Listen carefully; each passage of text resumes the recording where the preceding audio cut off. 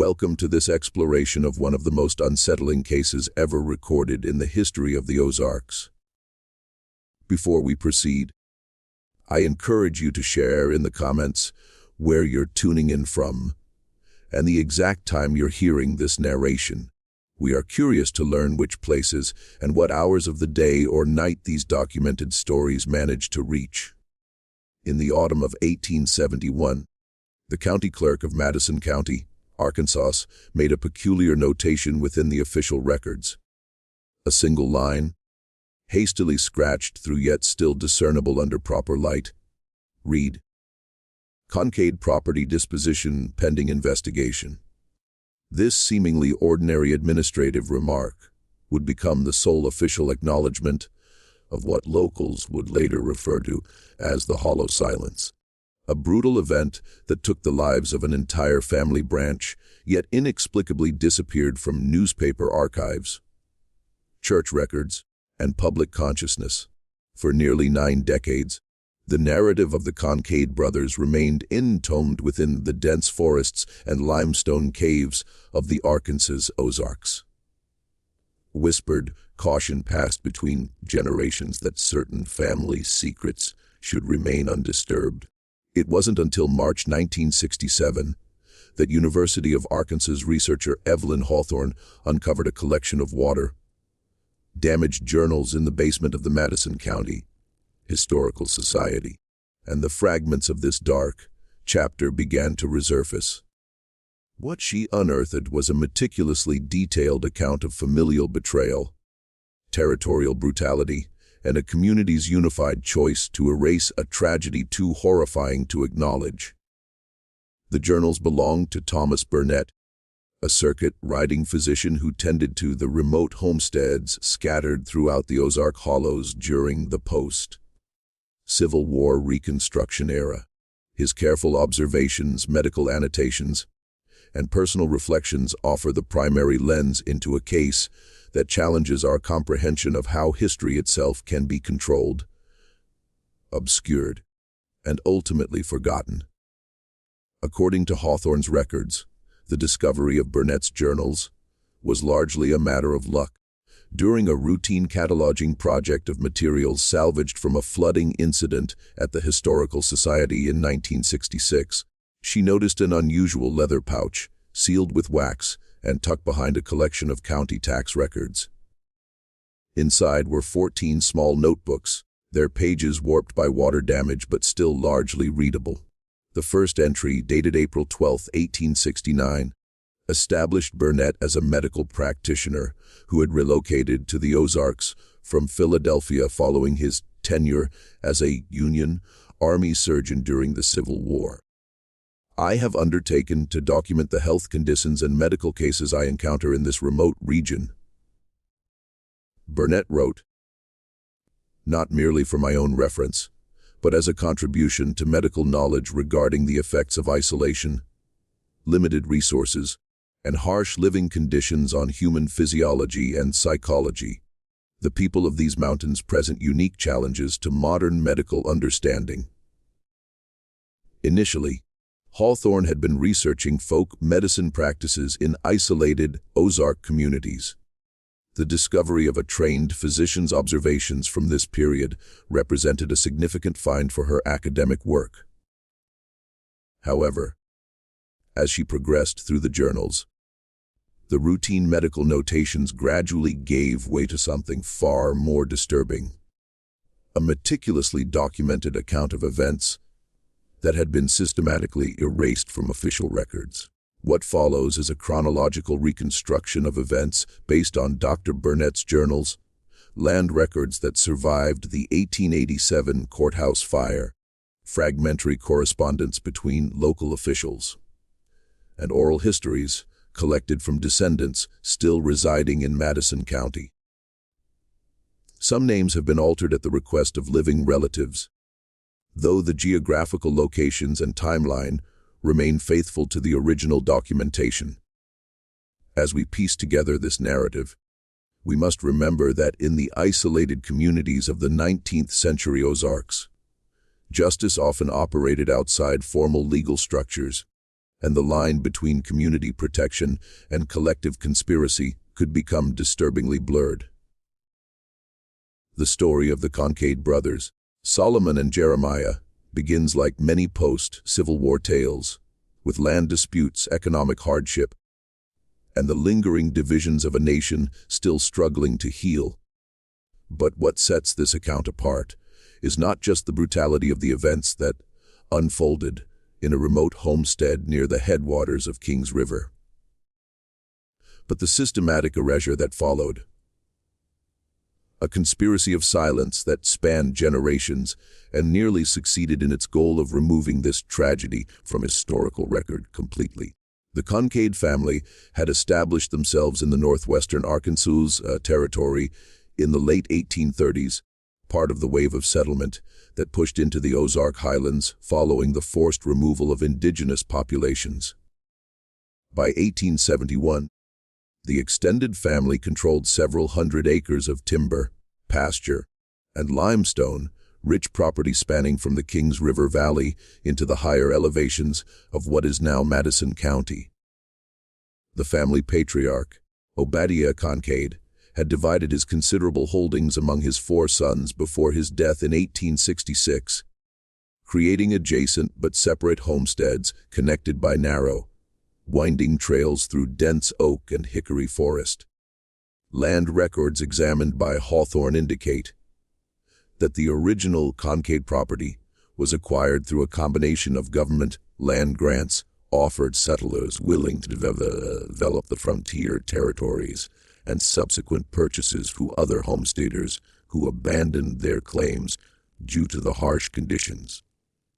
Obadiah Kincaid's name first appears in territorial records in 1838, listed as the owner of 120 acres along what was then known as Bear Creek, a tributary of the Kings River. By the time of his death in 1866, the family holdings had expanded to nearly 800 acres, divided among his sons Solomon, Jeremiah, Ezekiel, and Abraham. Of particular note in these records is the uneven distribution of the property. Solomon, as the eldest son, received approximately 300 acres, while Jeremiah's portion amounted to only 175 acres. However, Jeremiah's land included a significant limestone cave system and what county surveys described as a year-round spring of exceptional volume and clarity. This disparity in both the quantity and quality of the inherited land would later emerge as a critical factor in the escalating tension between the brothers. Dr. Burnett's journals first mentioned the Kincaid properties in the spring of 1870, noting, "Called to the elder place for a difficult birth." The isolation of these homesteads makes regular medical attendance nearly impossible. Road conditions beyond Huntsville, particularly treacherous after recent rains. The family seems prosperous compared to most in the region, though there is a palpable tension between the brothers that no one acknowledges directly. This passing observation would prove prophetic, as the tension Burnett perceived would eventually erupt into one of the most disturbing family conflicts ever documented in the region. What makes this case particularly unsettling is not just the violence itself, but how completely the subsequent events were scrubbed from official record. An erasure so effective that when Hawthorne began her research in 1967, county officials insisted no such family had ever resided in the area. The weather-beaten tombstones in a small, overgrown cemetery on what was once Kincaid land tell a different story. Partial names, dates worn by nearly a century of Ozark seasons, and the unmistakable family symbol, a simple etched triangle with a horizontal line through its center, mark the final resting place of a family line that someone wanted forgotten. But as we will discover, some stories refuse to remain buried, especially when the very land itself seems to hold the memory of what transpired there. In the dense woods approximately 12 miles northeast of Huntsville, just beyond where Dry Creek feeds into the Kings River, the remains of a stone foundation still stand, the last physical evidence of the homestead where Solomon Kincaid, his wife Rebecca, and their 5 children lived until October 1871. Local residents avoid the area even today, citing an inexplicable sense of unease that permeates the clearing. Whether this is due to knowledge of what occurred there, or simply the natural human response to a place long abandoned remains a matter of speculation. What is not speculative, however, is the systematic way in which the events at the Solomon Kincaid homestead were deliberately removed from public record. Hawthorne's field notes from her initial visit to the site in April 1967 described the location as unnaturally silent despite the spring season, when bird activity should have been abundant. She wrote, "The foundation remains form a rough rectangle approximately 24 feet by 30 feet with a smaller, attached structure measuring approximately 10 feet square, likely a storage area or summer kitchen. The stonework shows evidence of skilled masonry with corners precisely fitted without mortar. Approximately 50 yards from the main foundation is a second stone structure, partially collapsed, but identifiable as a root cellar or similar storage facility. The surrounding forest has reclaimed much of the clearing, but certain anomalies in vegetation patterns suggest additional structures once stood in the vicinity." During this visit, Hawthorne collected several artifacts from the surface soil: a hand-forged iron hinge, fragments of blue, tinted glass consistent with medicinal bottles from the period, and most significantly, a small brass button bearing the same triangular mark found on the cemetery headstones. These items, along with detailed photographs of the site, would later provide crucial physical evidence supporting the documentation in Burnett's journals when questions arose about the authenticity of his account. As we begin to reconstruct the events of that autumn, we must understand the unique geographical and social isolation that characterized life in the Ozarks during this period. The rugged terrain, with its deep valleys, rocky ridges, and dense forests, created natural barriers between communities. Travel between settlements often required day-long journeys on horseback, and many homesteads went months without outside contact, particularly during winter months when mountain trails became impassable. An account from another regional physician, Dr. James McHenry, published in the Arkansas Medical Journal in 1875, describes the challenges faced by medical practitioners in the Ozarks. The isolation of these mountain communities creates conditions unlike anything encountered in more settled regions. Families develop their own remedies, often passing knowledge through generations without external influence. Injuries that would prompt immediate professional attention elsewhere might go untreated for weeks. More concerning is the psychological impact of such isolation, which I have observed manifesting in unusual behaviors, particularly during the winter months when travel becomes impossible and families are confined together for extended periods.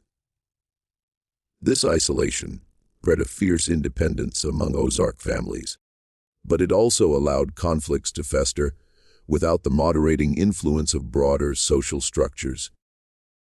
The judicial system's reach was limited, with the nearest circuit judge making only quarterly visits to county seats. In this environment, family disputes could escalate beyond the normal constraints of societal pressure, hidden from public view by miles of wilderness and the protective silence of tight-knit communities. It was in this context that the Kincaid brothers, Solomon and Jeremiah, began a dispute that would ultimately lead to consequences so disturbing that an entire community would conspire to erase them from history. The roots of their conflict, like many frontier disagreements, began with land, water rights, and inheritance. But as Dr. Burnett's journals suggest, something darker already existed between them, something that went beyond the typical sibling rivalries of 19th century homesteading families. There is a peculiar quality to the animosity between the Kincaid brothers. Burnett wrote in April 1871. Unlike the usual disputes over boundary lines or inheritance that I regularly observe among farming families, their conflict seems rooted in something deeper, something neither will articulate even when pressed. The elder brother Solomon maintains a rigid formality in his references to Jeremiah, while the younger speaks of his brother with an intensity that borders on obsession. The wives do not visit between homesteads, contrary to the usual practice among neighboring family members, and the children are forbidden from crossing the creek that divides their properties. In a later entry dated June 6, 1871, Burnett elaborated on his observations after treating Jeremiah's younger son for a broken arms. The boy refused to explain how the injury occurred, though the nature of the break suggests a fall from height. The child became extremely agitated, insisting that father would rather I lose the arm than ask help from that house. When I relayed this to Jeremiah, he merely nodded as if this were the most natural sentiment in the world, and said, "The boy understands our ways. There is something unnatural in this division, something that goes beyond the usual grievances of inheritance or boundary disputes." This unnatural division would soon deepen into something far more sinister, as economic pressures and personal grievances transformed familial tension into murderous intent. Most concerning was his reaction when I mentioned potentially sending word to his uncle Solomon's place for assistance in setting the bone. What followed would shock even the most hardened frontiersmen of Madison County, and prompt a conspiracy of silence that would span generations. The spring and summer of 1871 had been particularly difficult for farmers throughout the Ozarks. Unseasonable frosts damaged early crops, followed by weeks of relentless rainfall that turned the region's clay soil into a quagmire too waterlogged for proper planting. By August, drought conditions had set in, parching what little had managed to grow. These harsh conditions strained resources throughout Madison County. But according to Burnett's observations, the Kincaid properties seemed to weather the challenges differently. Visited the Jeremiah Kincaid place today, reads a July entry. Despite the drought affecting most in the county, his fields appear remarkably vital. The spring feeding his property continues to flow strongly, while others in the region have diminished to mere trickles. Solomon's land, by contrast, shows significant stress. The elder Kincaid brother appears gaunt and agitated, his demeanor markedly changed since my last visit. County records uncovered by Hawthorne reveal that Solomon had actually filed a formal complaint with the Madison County Commissioner on July 10, 1871, alleging that Jeremiah had maliciously diverted the natural flow of water through construction of an earthen dam at the headwaters of the common spring, thereby depriving adjacent properties of their rightful access to said water. The complaint was scheduled for hearing during the circuit judge's next quarterly visit in September, but records indicate the matter was never addressed, likely due to the intervening tragedy. The dispute over water rights between the brothers has evidently intensified, with Solomon accusing Jeremiah of damming the spring's outflow upstream of his property. Burnett's journal contains a detailed account of a conversation with Rebecca Kincaid, Solomon's wife, during a visit to treat their youngest child for summer fever in late July. Mrs. Kincaid spoke today of concerns regarding her husband's state of mind. She reports he has taken to patrolling their property boundaries at night, carrying his old army rifle, and returning at dawn exhausted, but too agitated for sleep.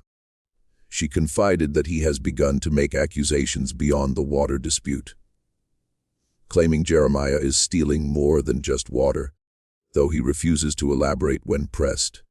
Most concerning, she has discovered him on multiple occasions, whispering to the children about protection from their uncle's influence, though he ceases immediately when she enters the room.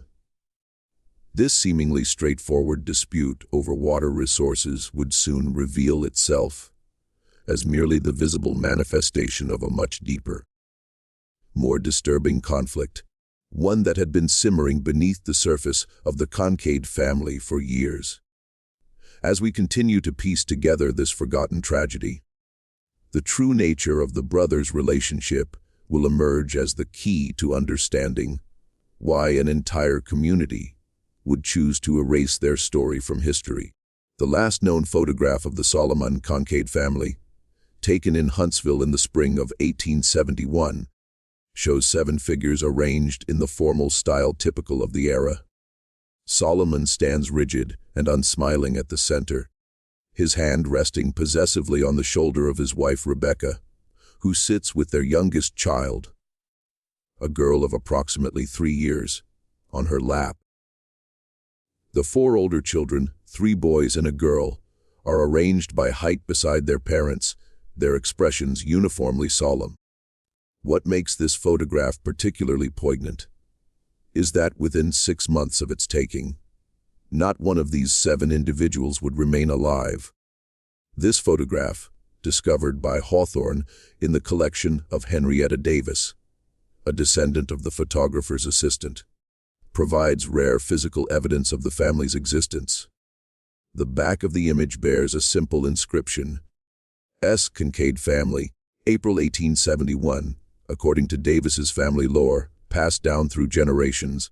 The photographer had attempted to include this image in his portfolio, but was firmly discouraged from displaying it by certain influential men in the county. The negative plate was supposedly destroyed, making this the only surviving print. Professional analysis of the photograph, conducted at Hawthorne's request by Dr. Edwin Parker, a historical photography expert at the University of Missouri, confirmed its authenticity as a genuine albumen print from the early 1870s. Parker noted several details of interest. The subject's clothing is consistent with the period, but notably more formal than typical for rural Arkansas families of the time, suggesting a level of prosperity above the regional average. Of particular interest is the visible tension in the posture of the adult male subject, whose grip on his wife's shoulder appears unnecessarily firm. The children's expression suggests a household under significant stress, contrary to the composed facade typical of family portraiture from this era. The path to their destruction began not with violence, but with something far more insidious, a rumor. According to Burnett's careful documentation, by late summer of 1871, whispers had begun circulating through the scattered homesteads of Madison County that Jeremiah Kincaid had discovered something valuable on his property, something he was taking extraordinary measures to keep secret. Marcus Holloway reports unusual activity at the Jeremiah Kincaid property. Burnett noted in early September, multiple wagons arriving after dark, men not known to be from the county. Some speculate he has discovered a silver deposit in the limestone caves that riddle his property, though I find this explanation unlikely given the known geology of the region. Burnett elaborated on these rumors in a subsequent entry after speaking with Samuel Jenkins, whose property adjoined Jeremiah's land. Jenkins reports hearing the sounds of heavy labor emanating from the direction of the largest cave entrance on Kincaid's property, continuing well into the night on multiple occasions throughout August. Jeremiah has stopped attending Sunday services at the White Oak Church, and his wife offers no explanation for his absence. More concerning are his observations of strange lights moving through the woods between the cave and Kincaid's home at irregular hours, and the delivery of what appeared to be large wooden crates transported by wagon and carried into the cave entrance by multiple men. Jenkins expressed concern about approaching the property directly, stating that Jeremiah had become increasingly hostile to any perceived trespassing, allegedly firing warning shots at a local hunter who strayed too close to the cave area in pursuit of a wounded deer. These accounts of unusual activity, while initially attributed to possible mining operations, took on a more sinister cast when connected to other reports collected by Burnett, a traveling peddler named Isaiah Cooper, who regularly traversed the region selling goods to isolated homesteads, told Burnett of an unsettling encounter at the Jeremiah Kincaid property in late August. Cooper reports that upon approaching the Kincaid home, as he had done regularly for years, he was met not by family members, but by two men unknown to him, who intercepted him on the trail well before the house came into view. These men, whom Cooper described as city types, not hillfolk, questioned him extensively about his business and knowledge of the area before allowing him to proceed to the house, where he was permitted to conduct his usual trade, but was not invited inside, as had been customary on previous visits. Cooper noted that Jeremiah's wife appeared hollow-eyed and speaking as if reciting memorized phrases during their brief interaction, and the children were nowhere in evidence. Whatever Jeremiah had found, or whatever others believed he had found, soon became the catalyst for a rapid deterioration in the already strained relationship between the brothers. Land records from this period show an unusual transaction. Solomon attempting to file a claim challenging the original property boundaries established by their father's will, specifically targeting the area containing several cave entrances on the eastern edge of Jeremiah's land. The original petition preserved in county records includes Solomon's assertion that certain features of the property division, particularly regarding the limestone formations and their contents, were established under false pretenses and with deliberate concealment of material facts relevant to the value and nature of said formations. The document further alleges that Jeremiah's knowledge of certain aspects of the property which, had they been properly disclosed to our father, would have resulted in a substantially different division of the estate. This legal maneuver, unusual for the typically self-contained dispute resident practices of Ozark communities, suggests a level of desperation on Solomon's part. What would drive an established landowner to risk public scrutiny of family matters by bringing such a dispute before county officials? The answer, according to Burnett's journals, may lie in the precarious financial situation in which Solomon found himself by the autumn of 1871. Solomon Kincaid approached me today seeking to settle his outstanding account. Reads an entry from late September. He was unable to provide payment, but assured me that his circumstances would soon improve dramatically. His manner was erratic, alternating between confidential whispers about a family inheritance that was rightfully his and bitter denunciations of his brother as a thief. Most concerning was his statement that blood will have its due before departing.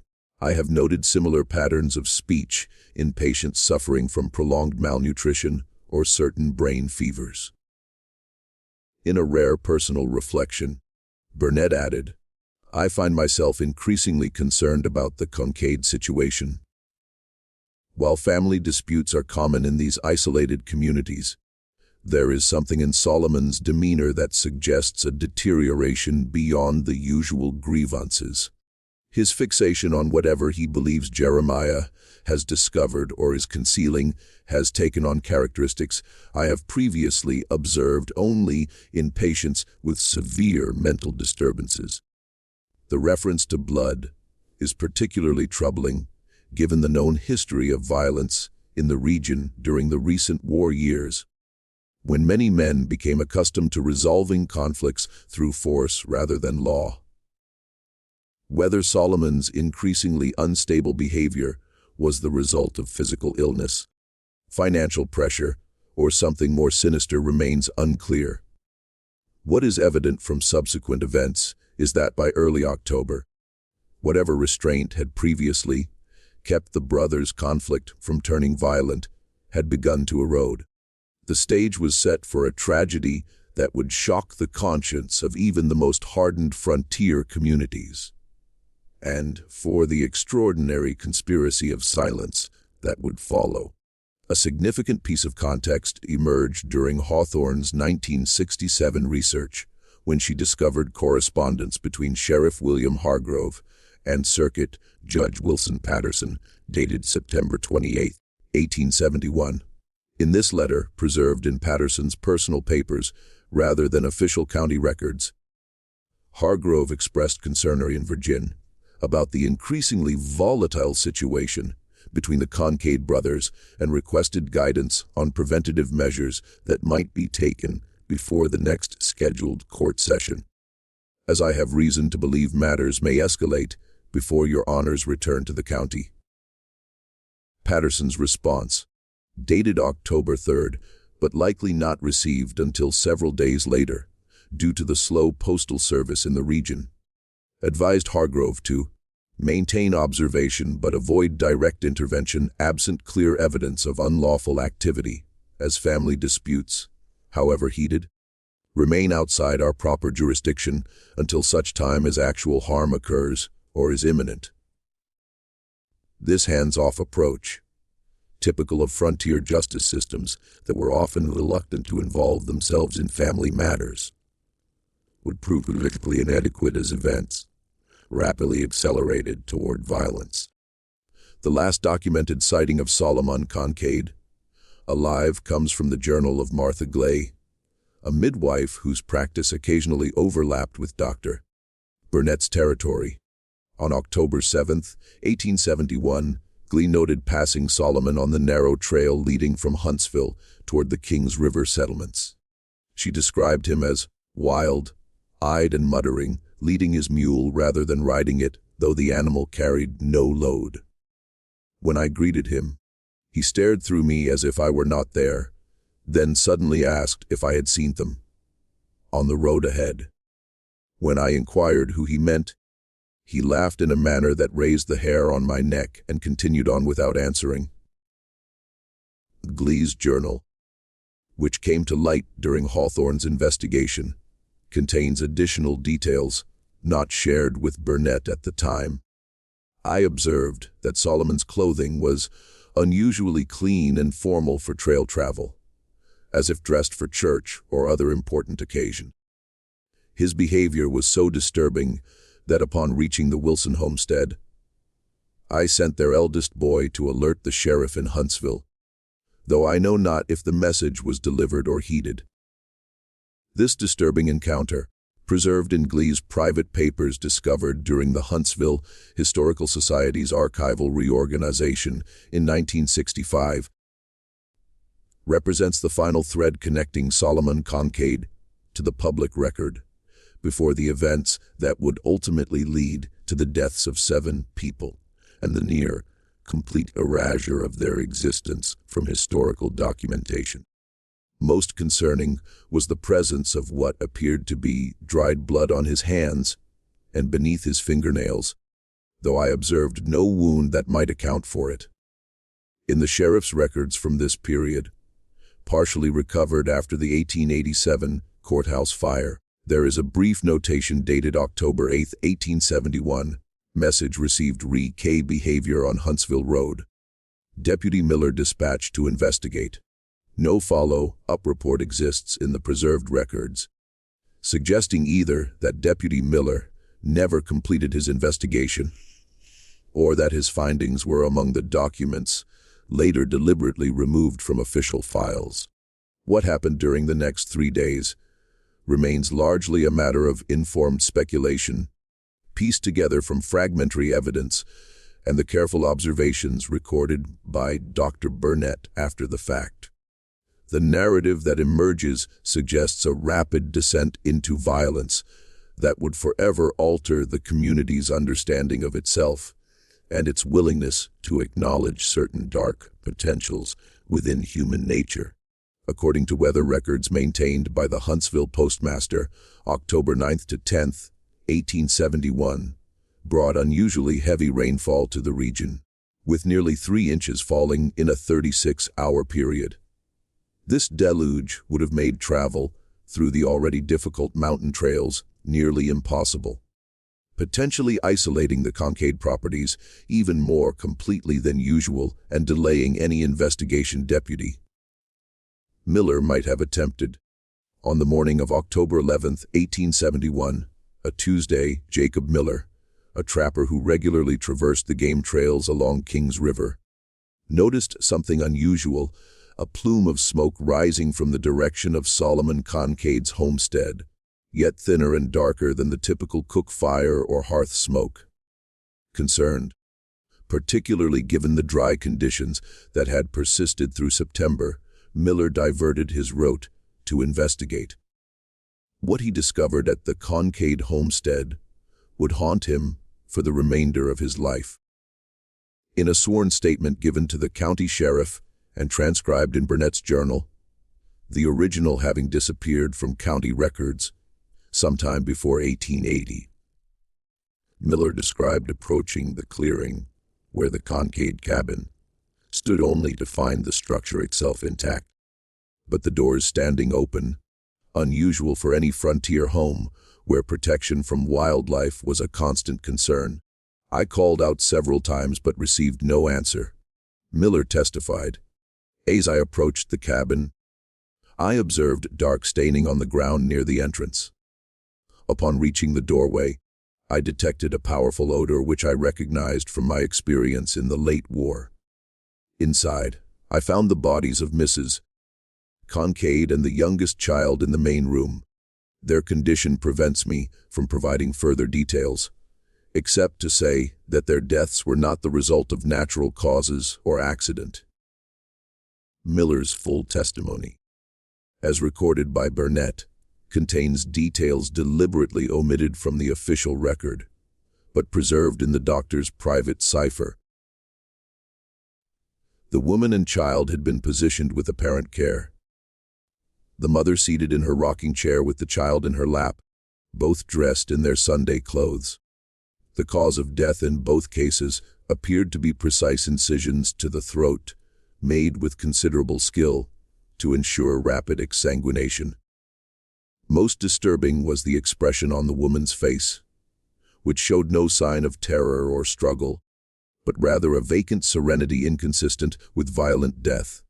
The child's eyes had been closed and a small carved wooden toy placed in its hands.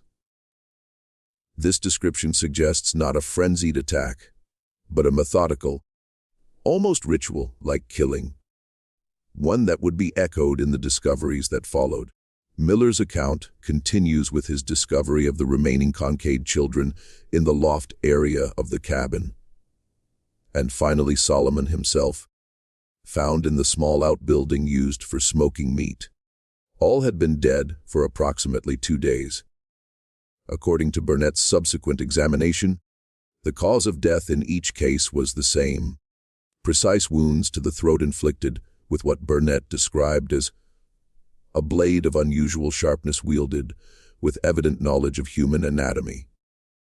In his detailed medical notes, Burnett observed, the 3 older children were arranged in their sleeping pallets, covered with quilts, as if for regular rest, with no signs of struggle or disturbance.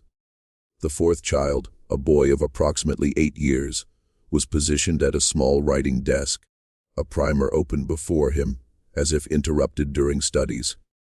Solomon himself presented the most anomalous case, found seated on a stool in the smoking shed, his own throat cut in identical fashion to the others. The presumed implement, a surgical, quality bone knife of the type used by physicians and butchers, still clasped in his right hand.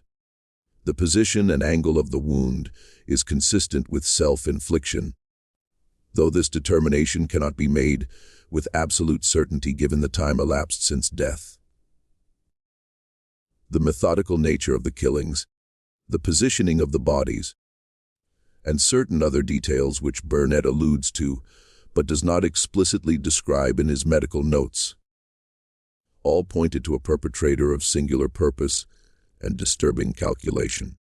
Yet, the most unsettling aspect of the scene, according to Miller's testimony, was not the violence itself, but the careful arrangement of personal items throughout the cabin. Clothing laid out as if for Sunday church, the family Bible open on the table, plates set as though for a meal, and a neat stack of letters placed conspicuously beside the Bible. It gave the impression not of chaos or struggle, but of a carefully arranged display, as if someone wished these deaths to be discovered and understood in a particular way.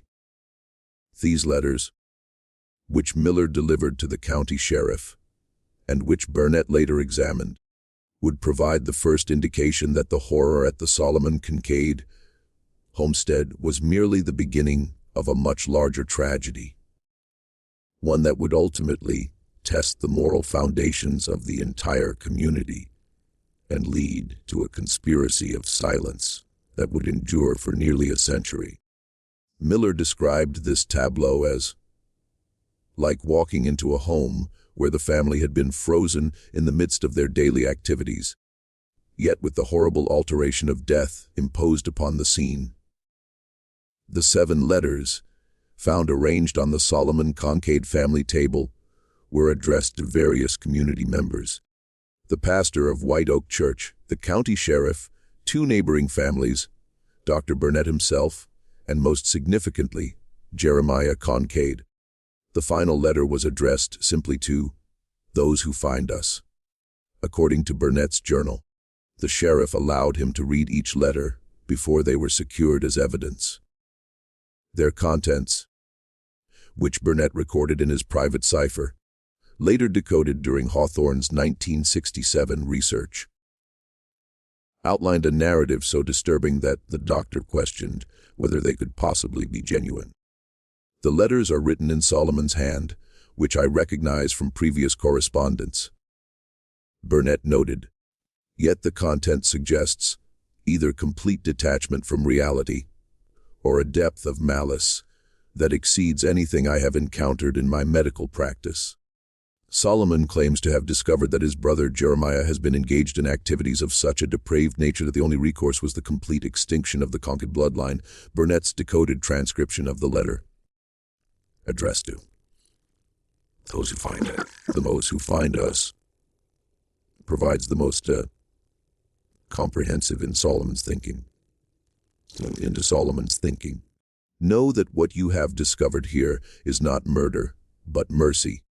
I have delivered my family from a corruption that would have claimed their souls as surely as it has claimed my brothers. 3 nights past, I observed with my own eyes the abomination that Jeremiah has harbored in the caves beneath his land. A desecration of all natural and divine law that no righteous man could witness and permit to continue. The taint of such evil cannot be contained.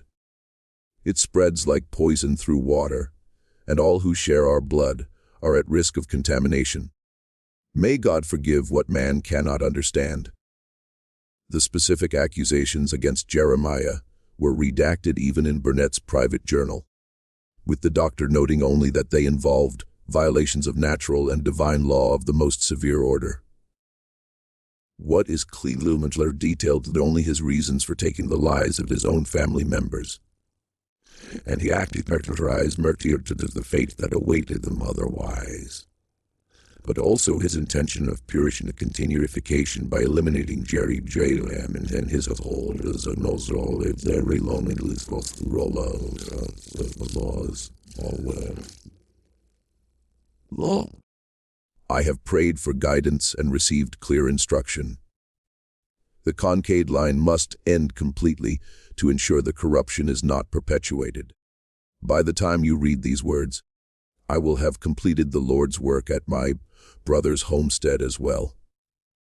The letter addressed specifically to Jeremiah, which Burnett transcribed more fully, contained additional details.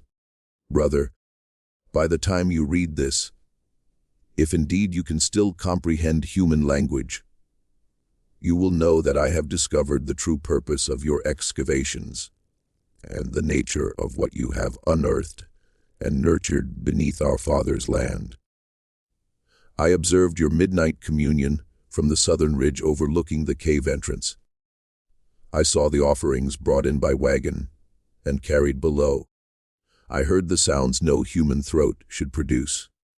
The ancient evil you have awakened cannot be permitted to spread beyond our blood. I have released my wife and children from its influence through the mercy of quick passage. Your family will receive the same compassion. As for you and the abomination you serve, I come with fire and blade to end what never should have begun. The most chilling aspect of the letters, according to Burnett, was the cold rationality with which Solomon outlined his plans. There was no evidence of the rambling or disorganized thinking that might suggest acute mental illness. Instead, the letters presented a carefully constructed moral framework in which Solomon cast himself not as a murderer, but as a reluctant agent of necessary justice, a perspective that would find disturbing resonance among certain community members as subsequent events unfolded. Burnett noted his own reaction to the letters. Having read these communications, I find myself uncertain whether we are dealing with the actions of a man in the grip of delusional psychosis or something far more disturbing. The possibility that Solomon's accusations, however fantastical they might seem, could contain some element of truth. The precision of his descriptions regarding the cave system on Jeremiah's property, the specific references to deliveries and activities that correspond with reports from multiple independent sources, and the clinical detachment with which he describes his own horrific actions, all suggest a mind that, while clearly operating outside normal moral constraints, retains significant connection to observed reality. Upon reading the letters, Sheriff William Hargrove immediately organized a group of men to ride to Jeremiah Kincaid's property, fearing that Solomon might already have carried out the second phase of his planned violence. Burnett accompanied this group, bringing his medical kit, though harboring little hope of finding survivors. The 12-mile journey through difficult terrain took nearly 3 hours, during which an unseasonable thunderstorm developed, further hampering their progress. In his journal, Burnett described the atmosphere among the men during this journey. An unusual silence prevailed throughout our ride, broken only by necessary communications regarding the trail conditions. Sheriff Hargrove instructed all present to speak of these matters to no one beyond our immediate group, citing concerns about unnecessary public alarm.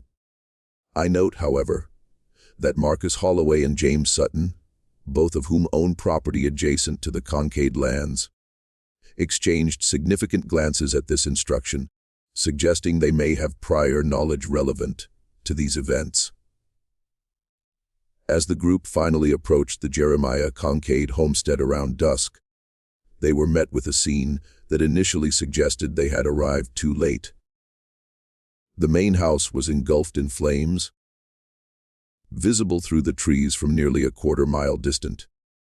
Several of the men who had read or been informed of the contents of Solomon's letters seemed deeply troubled, not merely by the horror we had discovered, but by the specific nature of the accusations against Jeremiah.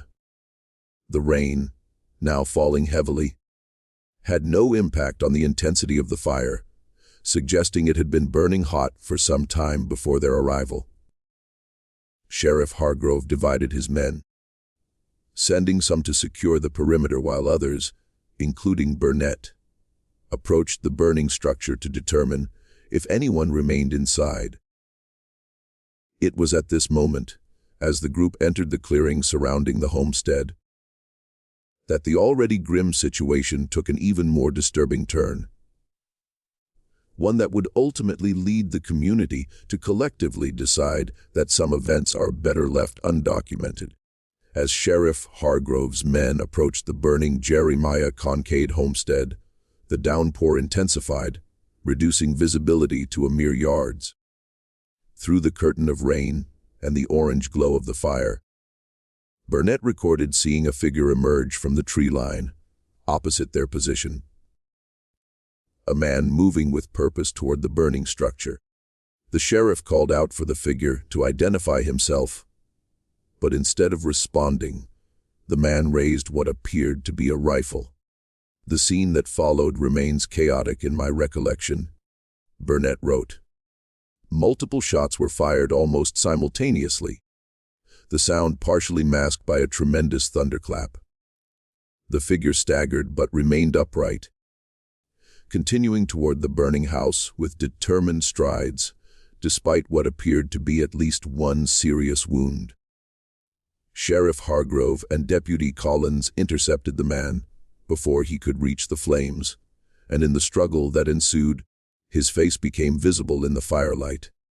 It was indeed Jeremiah Kincaid, though his appearance was so altered that I might not have recognized him, had I not been specifically looking for him. His eyes were wide and unblinking despite the rain. His expression went of singular focus rather than pain or fear, despite his injuries. In the confusion that followed, several of the sheriff's men fired their weapons. The figure dropped, and when the group reached him, they discovered Jeremiah Kincaid, wounded but alive, a hunting rifle clutched in his hands. The subsequent search of the burning property and surrounding areas yielded no other survivors. Jeremiah's wife and their 2 children were eventually found inside the charred remains of the house, though according to Burnett's clinical notes, the fire alone was not the cause of their deaths. The positioning of the remains and certain wounds evident despite the fire damage suggest that the victims were deceased before the conflagration began. Burnett wrote, "The manner of their deaths bears striking similarity to those at Solomon's homestead, raising disturbing questions about the sequence of events and Jeremiah's presence outside the structure rather than within it." Further examination of the property, conducted the following morning, once the rain had subsided, revealed additional disturbing details. Approximately 100 yards from the main house, the entrance to a substantial limestone cave was found, its opening partially obscured by natural vegetation but showing clear signs of recent and frequent use. The ground surrounding this entrance bore unusual markings that several members of the search party identified as not natural to any animal known in these parts. According to Burnett's account, the sheriff organized a small group to investigate the cave, but their exploration was cut short when they discovered evidence of a recent collapse approximately 30 feet inside the entrance. Whether this collapse was natural or deliberately triggered remained unclear, though Burnett noted that fragments of what appeared to be blasting powder containers were found near the sealed portion of the passage, suggesting human intervention rather than natural structural failure. Jeremiah Kincaid, suffering from both gunshot wounds and severe burns to his hands and face, was transported to Huntsville under guard. During the 3-day journey, complicated by continuing rain and Jeremiah's deteriorating condition, Burnett attempted to question him about what had transpired. The doctor's notes from these conversations reveal a narrative far more complex and ultimately more disturbing than a simple case of fratricidal violence. According to Burnett, Jeremiah claimed that he had returned from a 2-day hunting trip to find his family already dead and his home ablaze. He had retrieved his rifle from its hiding place in the barn and was preparing to search the surrounding forest for the perpetrator when the sheriff's party arrived. When confronted with Solomon's letters and their accusations, Jeremiah reportedly became agitated to the point that Burnett had to administer sedatives to prevent him from reopening his wounds. He denies all allegations with such vehemence that I am inclined to believe him," Burnett noted. Yet certain inconsistencies in his account cannot be easily dismissed. The timing of his alleged hunting trip coincides precisely with the estimated time of his family's deaths. Furthermore, he cannot account for how Solomon, last seen alive by Martha Glee on October 7th, could have reached Jeremiah's property, committed these acts, and disappeared, especially given Solomon's documented physical condition. During periods of greater lucidity, Jeremiah provided additional details that further complicated the narrative. He claimed that tensions with his brother had indeed escalated in recent months, but not over the water rights dispute that was publicly known. According to Jeremiah, the true conflict stemmed from Solomon's increasing religious fanaticism and his objection to Jeremiah's exploration of the cave system on his property. Jeremiah states that the caves contain unusual rock formations and what he believes to be artifacts of indigenous populations who used the chambers for ceremonial purposes before white settlement, Burnett recorded. He admits to bringing several men from Fayetteville to examine these findings, including a professor from the Arkansas Industrial University whom he identifies as Dr. Walter Kimball. According to Jeremiah, Solomon became convinced that these explorations were unholy and represented interference with things meant to remain buried. This religious objection apparently intensified following a spring revival at the White Oak Church, after which Solomon began making specific accusations about pagan worship and communion with dark forces. Hawthorne's subsequent research could find no record of a Dr. Walter Kimball associated with what would later become the University of Arkansas. During this period, though university records from the early 1870s are notably incomplete, she did, however, discover a mention in the Fayetteville Observer dated May 1871 of local amateur historians exploring notable cave systems throughout Washington and Madison counties, documenting evidence of pre-settlement habitation. No specific names were mentioned in this brief article. The situation was further complicated when a search party returned to Solomon's homestead and discovered his body was no longer where Jacob Miller had reported finding it. The smoking outbuilding had been completely emptied of its contents, including Solomon's remains. This unexpected development threw the entire chronology of events into question and introduced the possibility that neither Miller's initial report nor Jeremiah's account was entirely accurate. Burnett's journal expresses his growing confusion. The disappearance of Solomon's body represents, perhaps, the most troubling aspect of this increasingly incomprehensible situation. Sheriff Hargrove has dispatched men to search the surrounding area, but given the heavy rainfall and difficult terrain, I hold little hope of discovery. The implications are disturbing. Either someone removed the body for unknown purposes, or Solomon himself was not deceased as reported by Miller. The latter possibility seems medically improbable given Miller's description of the wound and Burnett's preliminary examination. Yet no other explanation readily presents itself. By the time the party reached Huntsville on October 15th, Jeremiah Kincaid's condition had worsened significantly.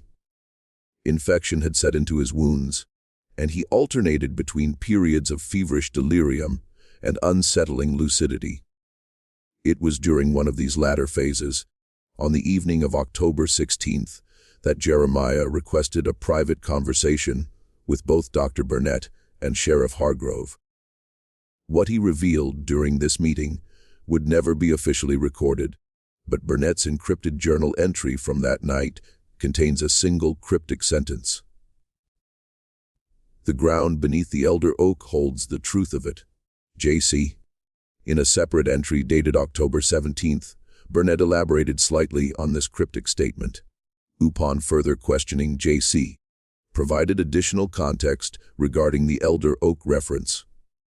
He directed us to a specific tree on his property, approximately 200 yards east of the cave entrance, describing it as the largest oak in the county, with a trunk that splits and rejoins in a manner resembling a closed eye. According to J.C., excavation beneath this tree would reveal evidence supporting his version of events and explaining Solomon's increasingly erratic behavior over recent months.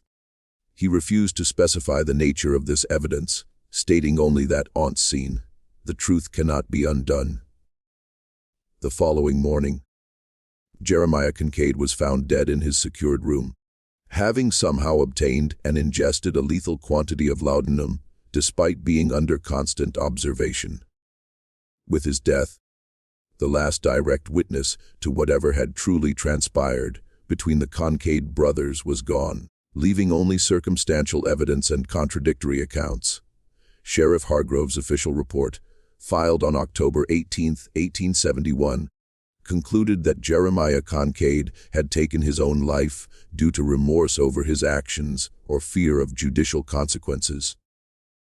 The report further stated that based on available evidence, Jeremiah had murdered his own family and set fire to his home in an attempt to conceal the crimes. Likely after learning that his brother Solomon had discovered evidence of prior unlawful activities and threatened exposure. Solomon's death and those of his family were attributed to Jeremiah as well, with the sheriff speculating that Jeremiah had traveled to Solomon's homestead, committed the murders, arranged the scene to suggest Solomon's involvement, planted the letters, and then returned to his own property to eliminate remaining witnesses.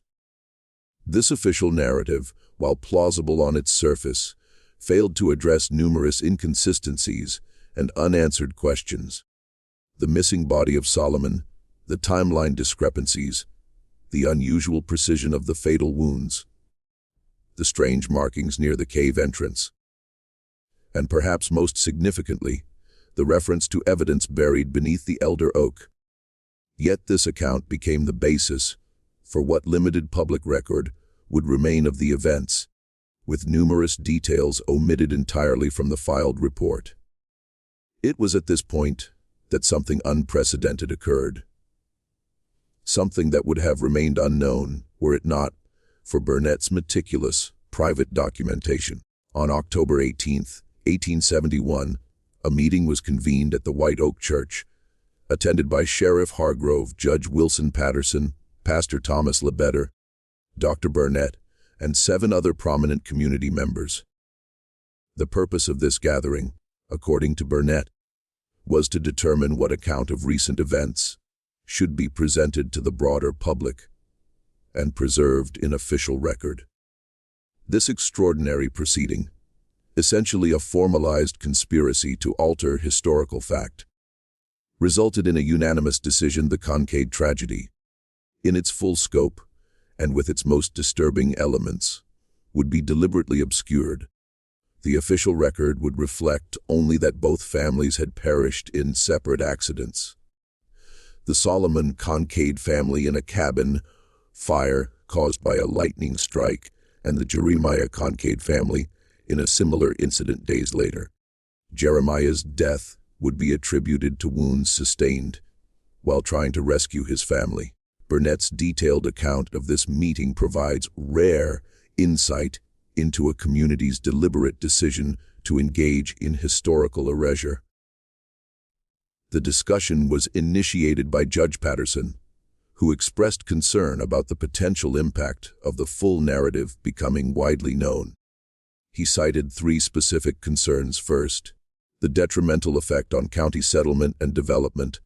Second, the possibility of triggering further violence through misunderstanding or vengeance. And third, most significantly, the potential implications for other families in the region who had engaged in business dealings with Jeremiah Kincaid, particularly regarding the materials and labor provided for his cave explorations. The judge reportedly argued that no public good could be served by preserving the complete account, and that the reputation and welfare of innocent parties, including the remaining Kincaid brothers and their families, would be irreparably damaged by association. He proposed instead a compassionate revision that would preserve the dignity of the deceased while protecting the living from unnecessary trauma and suspicion. Not all present initially agreed with this approach. Burnett records that Pastor Ledbetter, in particular, argued for transparency before God and man, suggesting that concealment of sin serves only to perpetuate its power. This position was countered by Marcus Holloway, one of the neighboring landowners, who asserted that some knowledge is too dangerous for general consumption, and that the spiritual welfare of the community would be better served by allowing these events to be understood as tragic accidents rather than manifestations of deeper evil. The motivations for this decision, as Burnett understood them, were complex. There was concern about the reputation of the county, already struggling to attract settlers and investment in the difficult post-war years. More significantly, there was genuine fear about the impact the full story might have on community cohesion, particularly given certain elements of the case that Burnett alludes to but never explicitly describes. Elements connected to whatever was discovered beneath the elder oak on Jeremiah's property. The judgment of those present, Burnett wrote, is that some truths serve no purpose beyond inflicting harm on the innocent. What happened between the Kincaid brothers has implications that extend beyond their immediate families, potentially casting suspicion on individuals who had no direct involvement, but who might be unfairly implicated through association or circumstance. The decision, while contrary to my personal belief in the primacy of factual documentation, is one I cannot in good conscience oppose. The meeting concluded with a formal oath sworn by all present on Pastor Ledbetter's Bible to maintain the agreed-upon narrative and to actively discourage any alternative accounts. Specific responsibilities were assigned. Sheriff Hargrove would ensure all official documentation reflected the revised version of events. Judge Patterson would handle any legal questions that might arise. Pastor Ledbetter would provide appropriate spiritual guidance to the congregation regarding how to discuss and remember the tragedy, and Dr. D. Burnett would ensure medical records contained no contradictory information. With this entry, Burnett effectively acknowledges his own complicity in what would become one of the most successful historical erasures ever documented. For nearly a century, the true fate of the Kincaid families remained known only to those present at that meeting and whatever information they chose to share with their closest confidants. The official records reflected the agreed-upon narrative. Land ownership was quietly redistributed, and within a generation, the very existence of the Kincaid brothers had faded from public memory. The effectiveness of this conspiracy of silence is perhaps best illustrated by an entry in Burnett's journal dated September 1872, less than a year after the events. Attended service at White Oak Church today, where Pastor Ledbetter delivered a sermon on the importance of community resilience in the face of tragedy. He made reference to the unfortunate accidents of last autumn that claimed 2 good families, but provided no further specificity. I observed several of those present at our October meeting exchanging glances during this reference, but no overt reaction was visible among the broader congregation. It appears our collective decision has taken hold. The revised account is now accepted as historical fact, with few, if any, questions raised regarding details or inconsistencies. By 1875, when Burnett relocated to Little Rock, the Kincaid properties had been absorbed by neighboring landowners. The remaining physical evidence of the homesteads had largely deteriorated or been deliberately removed, and local discussion of the events had effectively ceased. Burnett's final entry regarding the case, dated April 1875, notes, "As I prepare to depart this region, I find myself reflecting on the Kincaid affair, and our decision to alter its historical record. I cannot determine whether our actions represented wisdom or cowardice, protection or complicity. I maintain these private journals in their entirety, encoded against casual discovery, as my personal testimony to what actually transpired. A record that may never be examined, but which preserves the truth that we collectively chose to obscure." It would take Evelyn Hawthorne's accidental discovery of Burnett's journals in 1967 to begin unraveling this carefully constructed fiction. And even then, her research would encounter significant resistance from descendants of those original conspirators still residing in Madison County. The question that drove her investigation, and which continues to haunt those familiar with the case, is deceptively simple.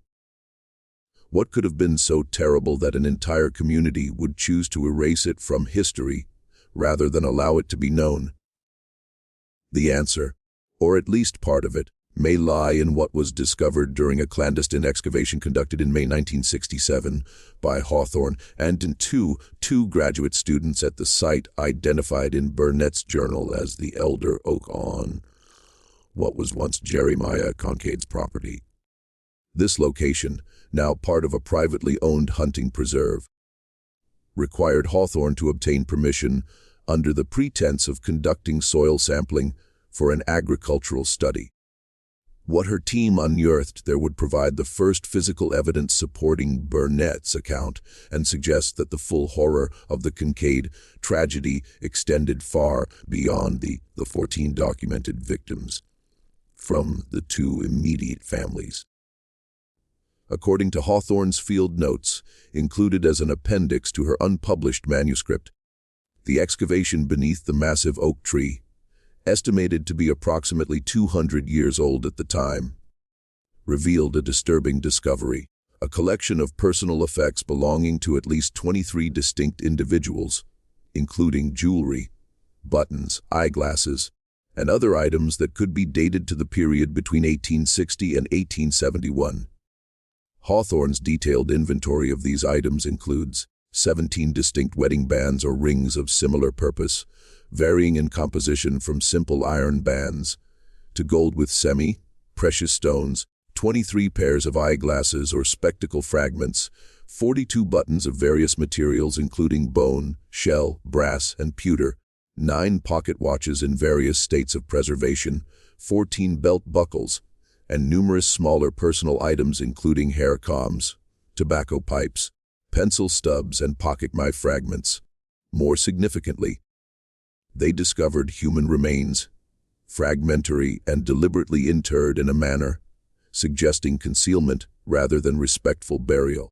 Of particular note were several items bearing initials or names that correspond to individuals reported missing in northwestern Arkansas and southwestern Missouri between 1865 and 1871, according to newspaper archives consulted by Hawthorne.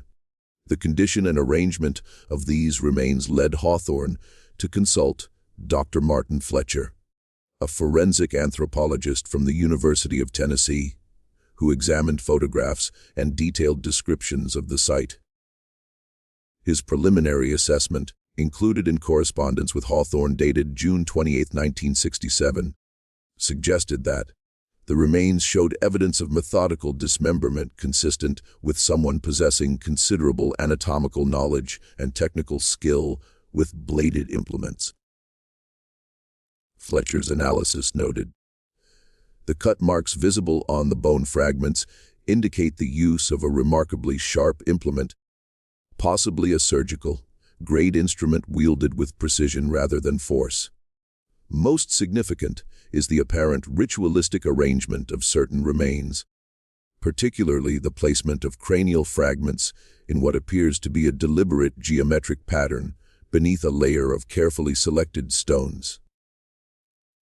This grim discovery added a disturbing new dimension to the Kincaid case, suggesting that what Solomon had uncovered about his brother, the revelation that drove him to eliminate his own family rather than allow them to live with the knowledge, may have been evidence that Jeremiah Kincaid was responsible for numerous disappearances throughout the region in the years following the Civil War.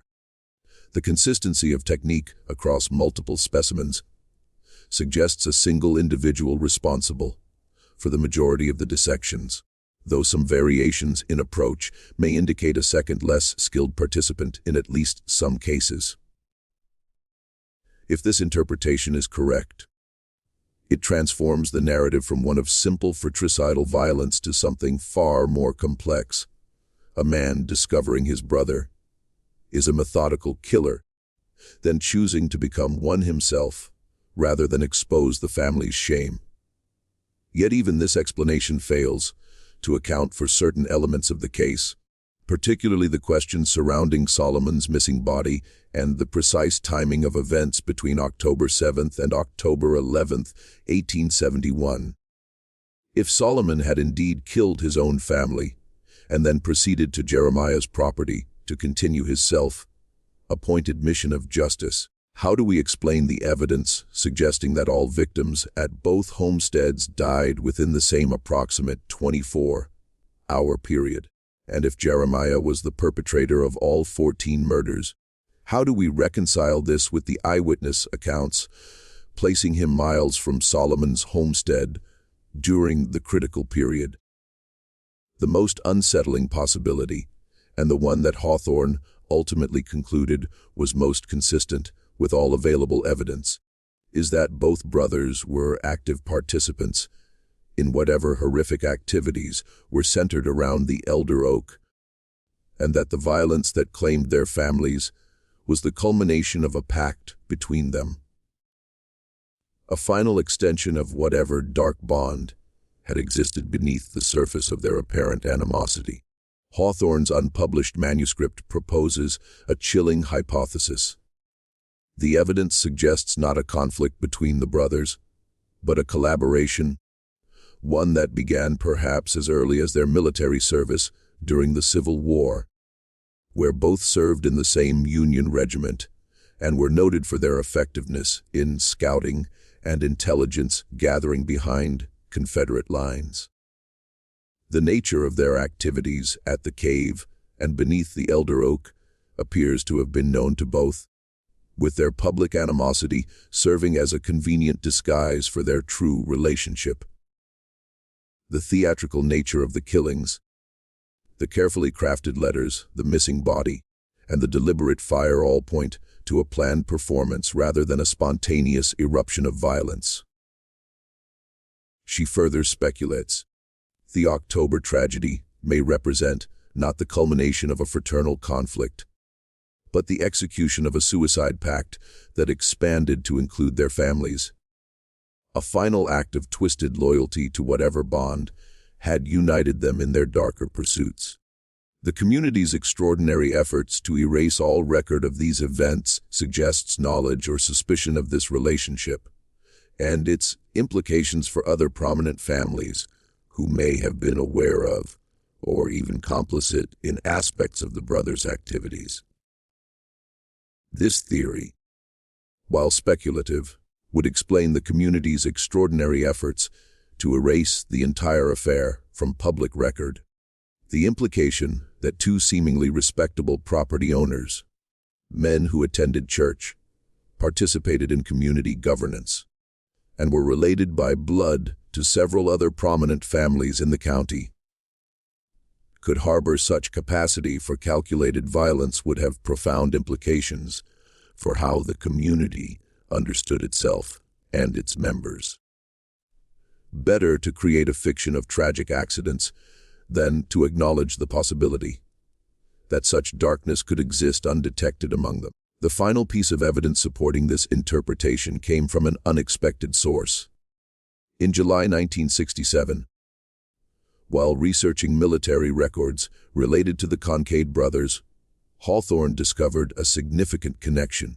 Both Solomon and Jeremiah had served not merely in the same Union regiment as previously known, but specifically in a specialized scouting unit commanded by Major Harrison Wilcox, who was later court-martialed, though ultimately acquitted, for alleged atrocities committed against civilian populations in northern Arkansas.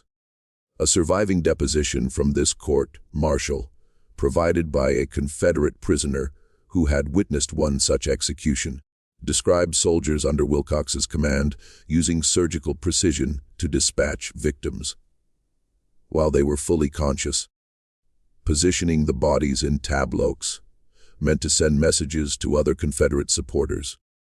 The witness further noted that 2 brothers among the unit appeared to take particular satisfaction in these activities, often remaining behind after others had departed to engage in some private ritual over the remains.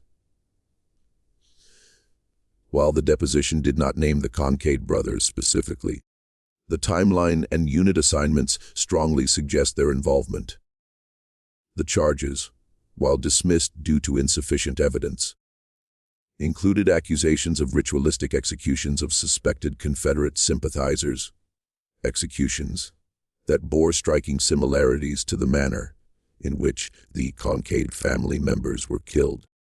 This military connection provides a plausible origin for the skills and psychological conditioning that would later manifest in the horrors discovered beneath the elder oak, and potentially explains the community's willingness to engage in such extraordinary measures to conceal the truth, particularly in a region where Civil War loyalties remained divisive and potentially dangerous even years after the conflict's official conclusion.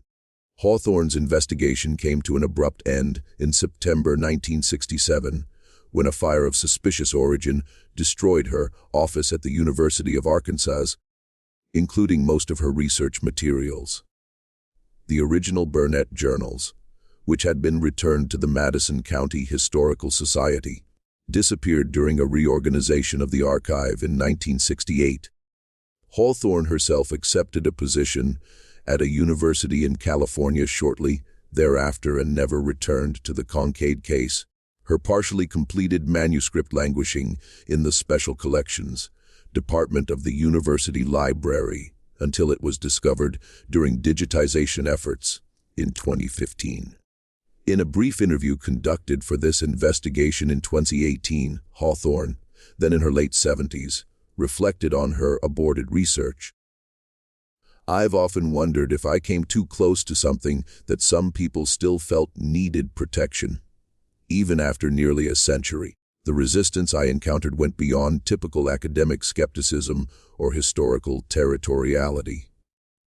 There was a quality of fear, not just of revision to accepted history, but of something more fundamental, as if revealing the truth about the Kincaid brothers might somehow awaken whatever darkness they had harbored." When asked about her personal conclusions regarding what truly happened in Madison County in October 1871, Hawthorne was circumspect. "The evidence points to something far more complex than a simple case of fratricidal violence or even serial murder. The community's extraordinary efforts at erasure, the ritualistic elements of the killings, the military background, the cave explorations, all suggest a narrative that goes beyond conventional understanding of crime and motive.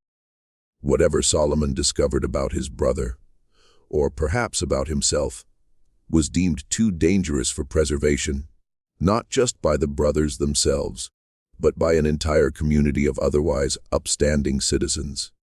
That collective decision tells us more, perhaps, than any of the physical evidence ever could." The physical evidence excavated from beneath the elder oak was allegedly transferred to the State Crime Laboratory for further analysis, but no record of its receipt or examination exists in official files. When contacted by researchers in 2016, the Madison County Sheriff's Department stated that they had no information regarding any investigation related to the Kincaid family or properties, past or present. Thus, the conspiracy of silence that began with a meeting of 12 community leaders in 1871 has largely succeeded in its aim. Despite Hawthorne's brief penetration of the veil, the true nature of what transpired between the Kincaid brothers, the extent of their crimes, and the reasons for the community's extraordinary efforts to conceal them remain largely matters of informed speculation, rather than documented fact.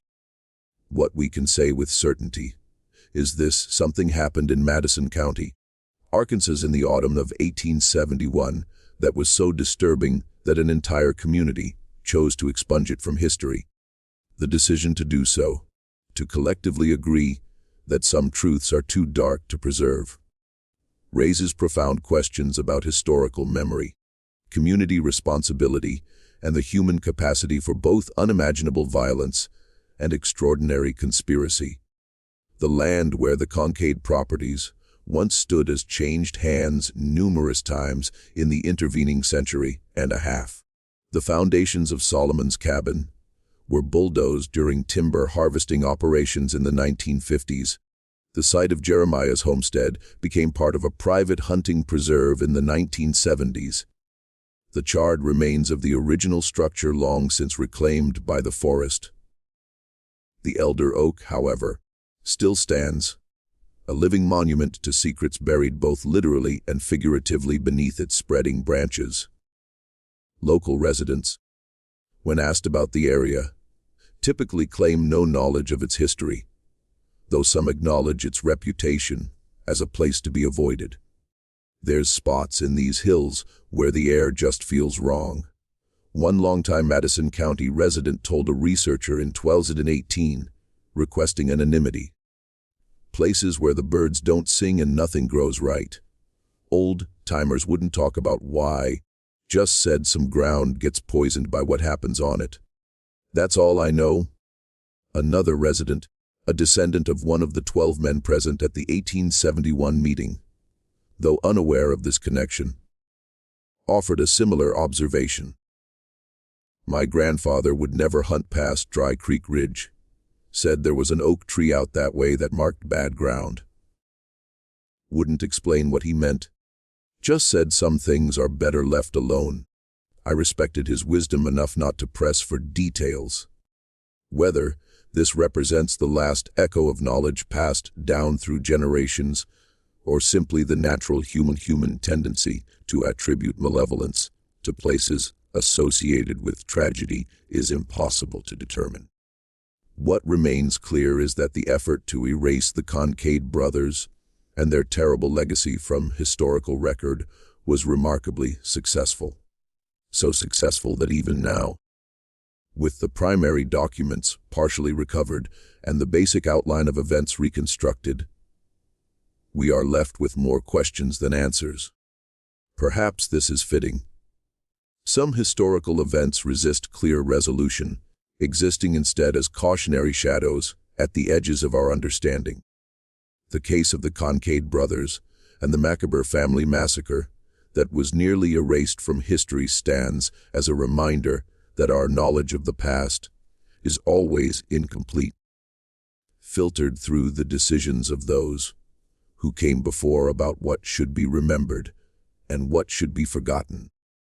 In the dense forests of the Ozarks, where mist clings to the hollows and ancient trees, bear silent witness to generations of human passage.